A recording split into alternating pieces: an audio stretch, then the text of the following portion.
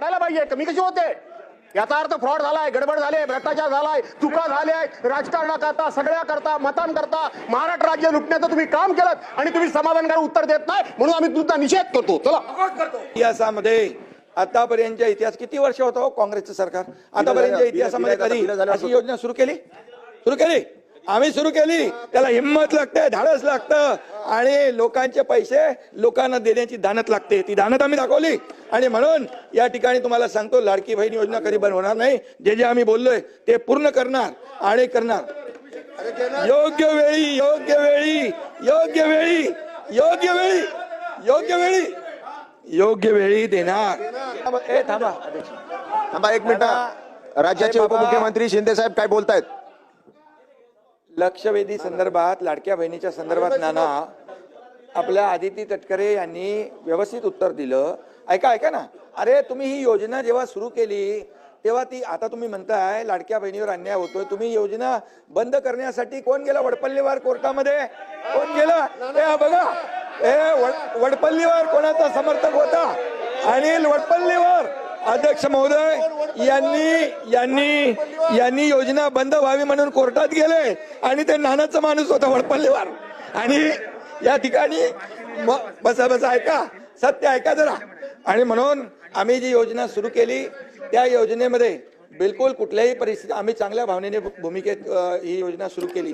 त्यावेळेस तुम्हाला वाटलं हे फक्त निवडणुकीपुरती घोषणा आहे, तुम्ही चुनावी जुमला म्हणाले नाना, तुम्ही म्हणाले ही फसवी घोषणा आहे, तुम्ही एवढ्यावर थांबले नाही, तुम्ही हायकोर्टात पाठवलं, हायकोर्टाने पण एक चपराक दिली, त्याला पाठवून दिलं परत. आणि तरी सुद्धा आम्ही या ठिकाणी त्या लाडक्या बहीण योजनेचे पैसे नाना जमा केले. त्याच्यामध्ये तुम्हाला वाटलं आता आचारसंहितेत पण पैसे बंद होतील, तर आचारसंहितेचे पण ॲडव्हान्स पैसे आम्ही टाकले. आम्ही पण बरोबर डोकं लावून काम केलं, लाडक्या बहिणींना पैसे मिळाले पाहिजे म्हणून. आणि लाडक्या बहिणींनी तुमचा टांगा पलटी केला आणि फार असं लँडस्लाईड मॅन्डेट दिलं की म्हणून आता बघा, आदितीने जे उत्तर दिलं आमच्या मंत्री महोदयांनी, अतिशय स्पेसिफिक प्रश्नांना उत्तर दिलंय. आणि तुम्हाला सांगतो, कुठल्याही परिस्थितीमध्ये लाडकी बहीण योजना तुम्हाला वाटतं कमी होईल, बंद होईल, मी सांगतो तुम्हाला लाडकी बहीण योजना कधीही बंद होणार नाही. आणि सांगतो तुम्हाला, तुम्ही 2100 रुपये बोलले, योग्य वेळी आम्ही जे जे बोललोय ते सगळं पूर्ण करणार ना. कारण लाडक्या बहिणींमुळे तुम्ही जे नाही, लाडक्या तुम्ही खोडा घालायला प्रयत्न केला की नाही? लाडक्या बहिणीने चांगला जोडा दाखवला की नाही? लाडक्या बहिणीने काय चांगला जोडा दाखवला की नाही? विधानसभेत दाखवला की नाही? आणि म्हणून आता नाना एकच आहे, तुम्ही लाडक्या बहिणींच्या विरोधात कधी बोलू नका, बिलकुल. नाहीतर आता येणाऱ्या पुढच्या निवडणुकांमध्ये लाडक्या बहिणी परत या ठिकाणी नाना तुम्ही तुमच्यावर का घेताय? बोला ना, ऐका. अरे लाडक्या बहिणींना आतापर्यंतच्या इतिहास किती वर्ष होता हो काँग्रेसचं सरकार? आतापर्यंतच्या इतिहासामध्ये कधी अशी योजना सुरू केली? आम्ही सुरू केली. त्याला हिंमत लागते, धाडस लागतं आणि लोकांचे पैसे लोकांना देण्याची दानत लागते. ती दानत आम्ही दाखवली. आणि म्हणून या ठिकाणी तुम्हाला सांगतो, लाडकी बहीण योजना कधी बंद होणार नाही. जे जे आम्ही बोललोय ते पूर्ण करणार आणि करणार. योग्य वेळी योग्य वेळी योग्य वेळी योग्य वेळी योग्य वेळी योग्य वेळी देणार. माध्यम लाभार्थ्यांसाठी उपलब्ध करून दिले होते आणि म्हणून त्याच्यामध्ये ऍप आणि पोर्टल हे दोन्हीही प्लॅटफॉर्म्स आहेत. आणि हे दोन्ही प्लॅटफॉर्म्स असताना जे ऑफलाईन फॉर्म पण जे अंगणवाडी सेविका असतील, आशा सेविका आहेत, तिथले ग्रामसेवक आहेत, वेगवेगळी जी सरकारी यंत्रणा आहे, यांना सुद्धा आपण तिथं लाभार्थ्यांना सोयीस्कर पडावं रजिस्ट्रेशनसाठी, त्या दृष्टिकोनातून आपण हे केलेलं आहे. आणि KYC साधारणपणे 1,74,00,000 महिलांपेक्षा जास्ती महिलांची झालेली आहे. हे मी ऑन रेकॉर्ड आपल्याला इथे सांगत आहे. 31 डिसेंबरपर्यंत त्याची मुदत आहे. आणि त्याच्यामुळे कुठेही या संदर्भामध्ये रजिस्ट्रेशन करत असताना वेगवेगळे प्लॅटफॉर्म्स आपण त्यांच्यासाठी रजिस्ट्रेशनसाठी उपलब्ध करून देत असताना कुठल्याही लाभार्थ्यांच्या आकडेवारीची, कुठल्याही गोष्टीची इथं गडबड किंवा कुठल्याही पद्धतीचे याच्यामध्ये दुर्लक्ष झालेलं नाही. ठीक आहे. सन्माननीय सदस्य हारून खान.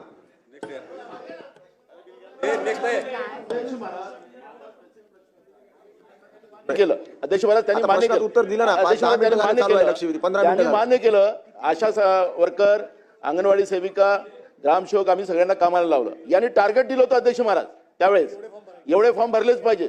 आणि त्या पद्धतीने त्यांनी फॉर्म भरलेत आणि बोगस भरले. तुम्ही टार्गेट दिलेलं होतं. आणि मग तुमचं आता टॅब आणि या दोन्ही त्याच्यात फरक जाणवत आहे. आम्ही काय तुम्हाला मदत केली ना, पण तुम्ही सरकारच्या योजना आम्ही त्याचं समर्थन केलेलं आहे, पण याच्यात जे गडबड झालेली आहे त्याला गुन्हेगार कोण? आखरी हे जनतेचे पैसे आहेत, तुम्ही मालक नाही आहात, तुम्ही मालक नाही आहात. जनतेच्या पैशाचा हिशोब द्यावा लागेल तुम्हाला.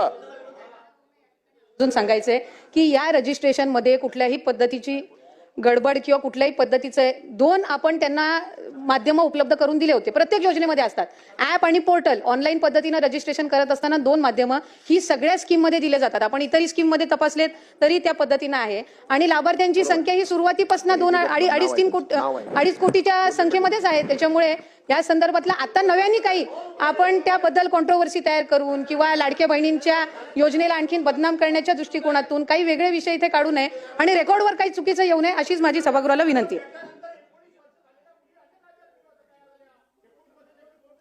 मध्ये वितरित केल्याप्रमाणे अध्यक्ष महोदय, सन्माननीय सभागृहाला मी सांगू इच्छितो की लाडक्या बहीण योजनेला कुठचाही विरोध नाहीये, परंतु लाडकी बहीण योजनाची अंमलबजावणी केली गेली त्यात मी लक्षवेधीमध्ये माननीय मंत्री महोदयांना प्रश्न विचारला होता की सदर योजनेत शासनाने केलेल्या पडताळणीत महिलांच्या नावाने 14,998 पुरुषांनी दरमहा 1500 प्रमाणे 10 महिने लाभ घेतला, त्यांच्यावरती काय कारवाई झाली? महिलांच्या योजनेसाठी पुरुषांनी कसा काय डल्ला मारला?